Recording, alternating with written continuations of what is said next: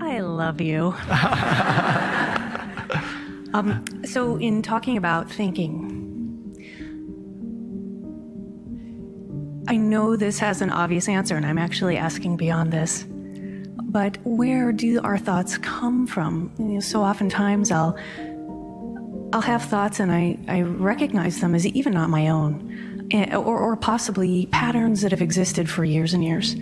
Jealousy thoughts or competitive thoughts or the thoughts of being threatened and fear. But truthfully, is this something is waking us up in the middle of the night that you were just talking about? What is that? Is it just part of the condition of being alive? Thank you. The Buddha was asked a similar question. I'll tell you what he said, but then I will answer it because he didn't. Thank you.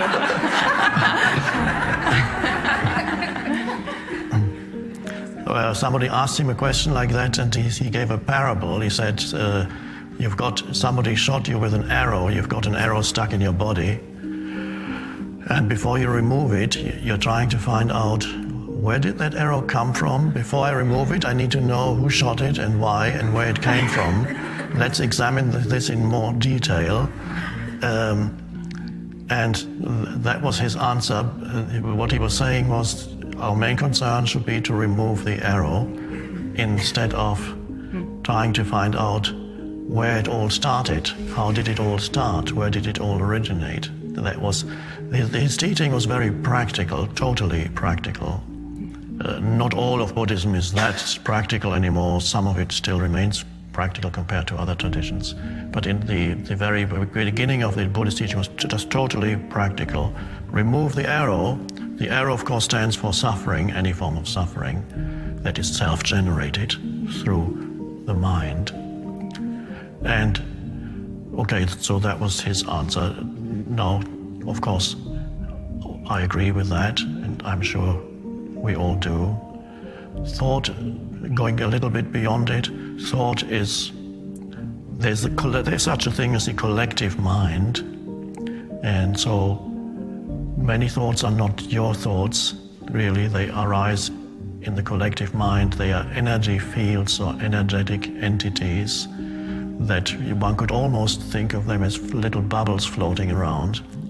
They may not be literally true. I haven't actually seen any bubbles, but little bubbles, thought forms floating around. And if the thought form discovers any resonance with anything inside you, for example, any form of negativity, and then there's a thought form in the collective mind, an even heavier thought form of negativity floating around. Just a slight irritation about what somebody said today.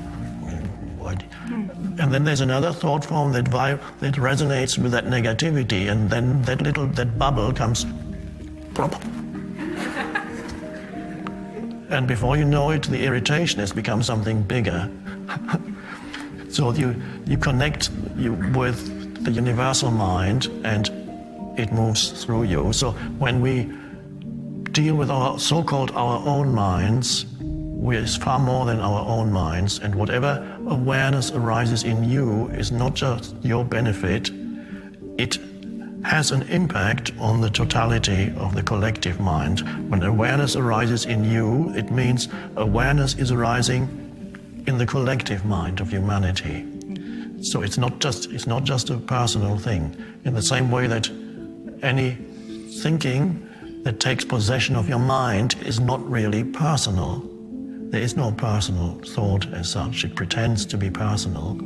It's the human collective mind. In the same way, of course, any emotion generated by that is not, it looks like my emotion, but it's either it's anger, or it's sadness, or it's jealousy, or it's whatever it is. And that's basically, it's the same in everybody when it arises. It attaches itself to slightly different stories in the mind of why I'm angry, but the anger is anger. Human anger. So again, it's not yours. You pick it up. and then it gets hold of you, and then many humans live virtually with a mind that has taken possession of them, pretends to be them, and they're stuck with it without even knowing it. If they knew it, there would be the beginning of freedom. They don't know it, and if you tell them they get angry, but they don't, the mind does, because it feels threatened. So there's still humans who won't hear this, they can't hear this, because immediately they would feel threatened by it, because they're totally possessed by the mind. You can see how, for example, certain collective thought forms can take possession of an entire country, such as happened, for example, during communism, Soviet communism in Russia, Maoism in China, millions of people all thinking the same thing. But even in our society, it's not necessarily one monolithic thought form such as that, but there are different thought forms through the media become perpetuated, and without knowing it, often they are our most basic assumptions, how we interpret the universe and the world around us. Our basic assumption are thought forms that come out of the collective, have taken possession of us, and they're all forms that consciousness takes in the mind. And that's all fine in itself. It's fine if there is an awareness. But if thought is all there is, it becomes destructive and insane without awareness. Of course, your next question, if you want to carry that, is why?